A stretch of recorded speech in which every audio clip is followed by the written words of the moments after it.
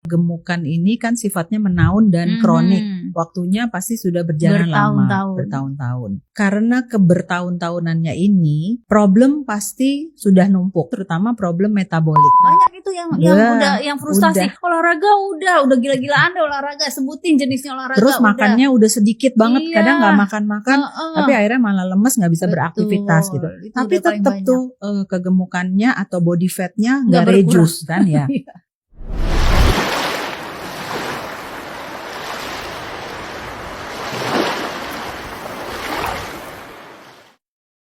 Halo, ketemu lagi dengan saya Dr. Grace di Dr. House Clinic, The Lifestyle Clinic. Oke.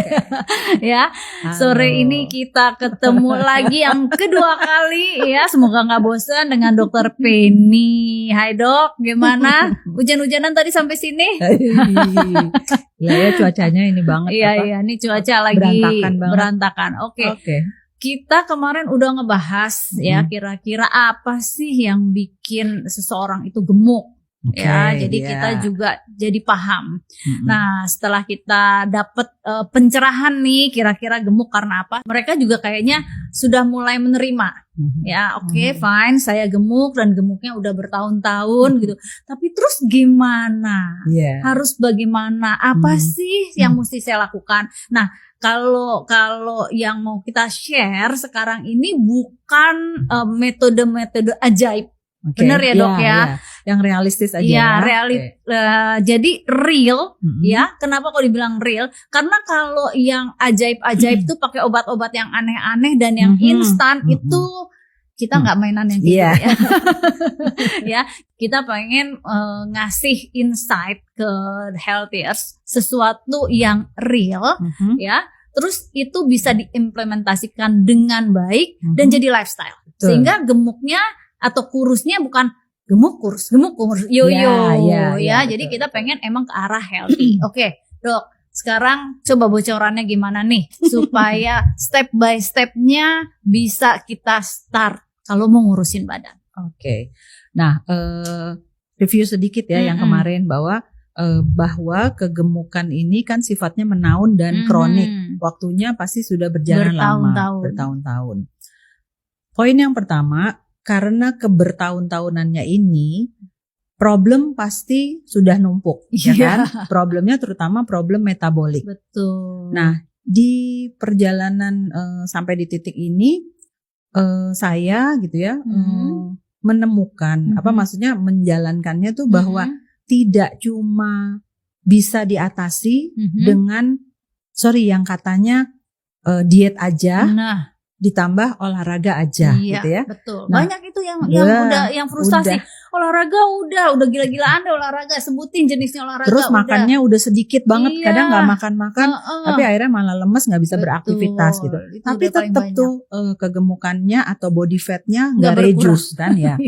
Nah, kuncinya adalah menyadari dulu bahwa karena perjalanan yang panjang ini faktor inflamasi sudah begitu besar, dikarenakan body fat yang sudah berlebihan. Itu pertama. Yang kedua, harus dipikirkan apakah faktor metaboliknya ini sudah juga menyentuh misalnya problem hormon. Jadi ada dua dulu nih sampai dari sini tambahannya. Satu metabolik. Lalu kedua problem hormon. Hormonnya terutama mungkin hormon imbalance-nya dulu. Nah, balik lagi ke satu tadi bahwa ada problem metabolik. Itu harus dicari. Dicari seberapa besar faktor inflamasi yang sudah terjadi. Nah, seringnya metabolik ini contoh paling simpel atau yang paling sederhana dan kadang banget dilupakan adalah insulinnya nih masih aman nggak? Ada insulin resistance atau tidak? Tapi masih banyak yang bingung loh Dok. Insulin puasa sama gula darah puasa. Nanti kayaknya kita mesti bahas. Tapi sementara ini kita jalan aja dulu. Gini, ada 3 poin yang mesti terperiksa untuk kita menyatakan ada problem urusan gula darahnya something atau enggak, atau insulin problem atau enggak. Yaitu adalah gula darah puasa, HbA1c dengan insulin puasa. Insulin puasa bukan gula darah puasa. Jadi 3 ini, serial 3 ini yang harus terperiksa. Itu untuk menentukan ya apakah ada kemungkinan insulin resisten atau tidak, atau apakah sudah masuk ke prediabetes atau tidak. Nah itu. Nah dari situ bisa berlanjut ke pemeriksaan, misalnya ada fatty liver atau tidak, karena biasanya mereka yang obes ini sudah ada fatty liver.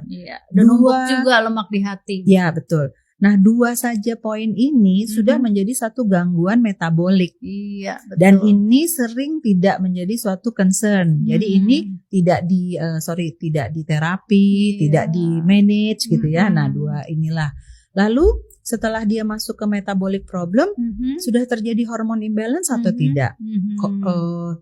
Level of stressnya seperti apa, lihat kortisolnya, lagi ketinggian banget kah, atau sudah drop banget sampai dia mungkin sudah tahapan adrenal fatigue, bisa kan begitu, itu dari adrenal.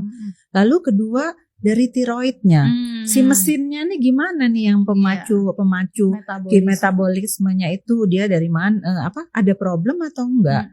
Kita harus cek tiroid, apakah ada low and slow atau ada inaktif tiroid. Karena mau melakukan aktivitas apapun, kalau tiroidnya ini enggak jadi concern, enggak akan ada yang di burn gitu loh. Jadi ada 4 nih, kita udah punya ada 4.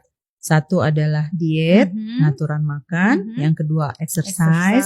Jadi exercise harus dipikirkan bahwa dia bukan menurunkan berat badan, tetapi dia harus cutting off, dia punya body fat percentage. Iya, lemaknya. Betul. Yang ketiga adalah gangguan metabolik. Dari mulai insulin resisten, prediabetes atau enggak, fatty livernya sudah terjadi atau belum gitu ya. Lalu masuk ke yang keempat adalah hormon imbalance. Tiroidnya gimana, kortisol problemnya ada atau enggak, adrenal fatigue sudah terjadi atau belum. Nah, dari 4 titik ini saja kita sebenarnya sudah bisa menemukan ya, pengalaman saya sih di perjalanan dengan menjalankan 4 lining ini secara bersamaan, itu sudah bisa sedikit mengatasi body fat problem body fat eksesifnya, which is itu obesity problem ya.